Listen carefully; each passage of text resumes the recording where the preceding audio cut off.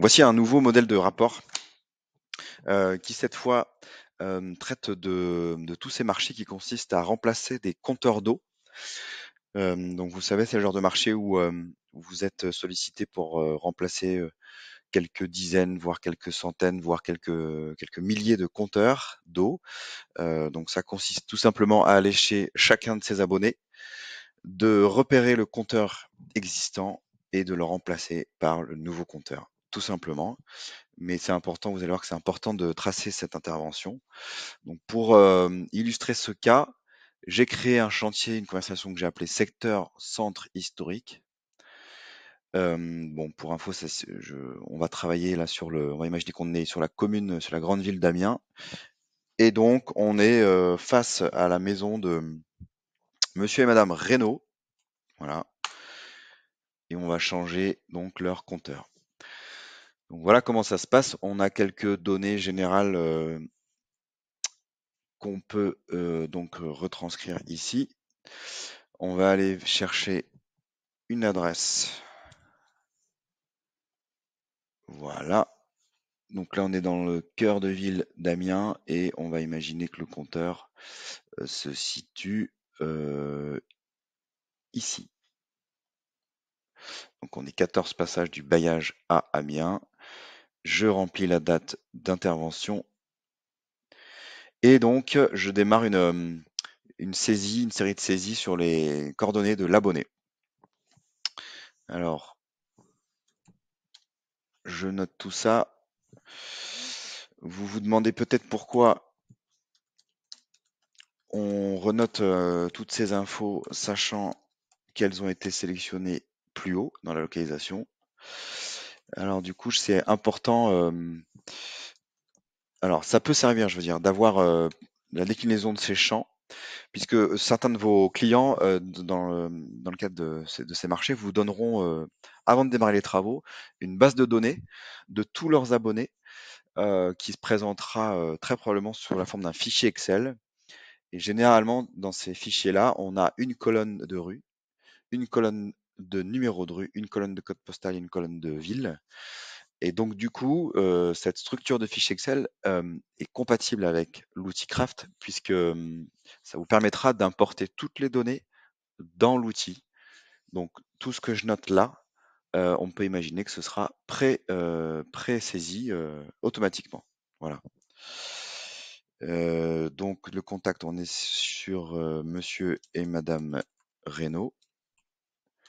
Et leur numéro de téléphone, je mets un truc au pif. Voilà. Une fois qu'on a fait ça, on repère donc leur compteur. Si on arrive à détecter la marque, eh ben, on peut l'écrire ici. On va imaginer que le modèle, on ne le connaît pas. On va dire que c'est un diamètre 20 en PN 16, éventuellement une identification, ou alors, si on n'arrive pas à la détecter, on met rien. Alors là, voilà, c'est très important. Ça fait partie c'est peut-être une des données les plus importantes du rapport, puisqu'il s'agit de saisir ici l'index avant dépose de l'ancien compteur. Donc, pour tout vous dire, je ne sais pas combien on peut avoir consommé de mètres cubes dans la vie d'un compteur. Moi, je vais mettre 35 025 mètres cubes. Voilà. On peut ajouter une photo de l'ancien compteur. Hop.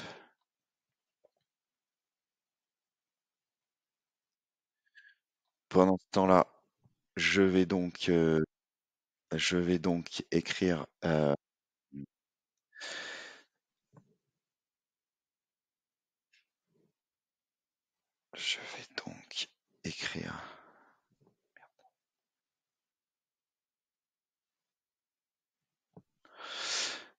Donc je vais donc écrire c'est-à-dire ici les données du nouveau compteur. Donc cette fois c'est un Itron modèle Aquadis identifié par une série de lettres, enfin de chiffres. Voilà.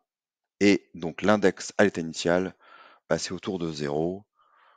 Moi je vais mettre 0 pile poil. Voilà.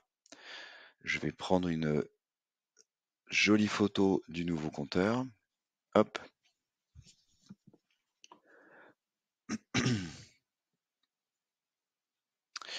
Je vais en profiter pour remettre l'adresse ici. Hop.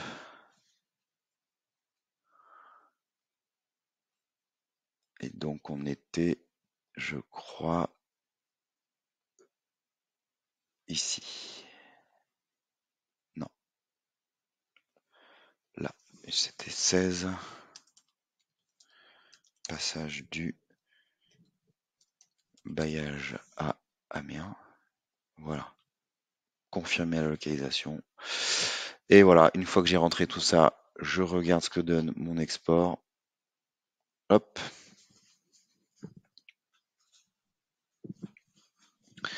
Donc l'avantage d'avoir toutes ces interventions, toutes ces, pardon, pas toutes ces interventions, toutes ces informations, c'est que vous avez tracé ici les index compteurs avant dépose et après dépose.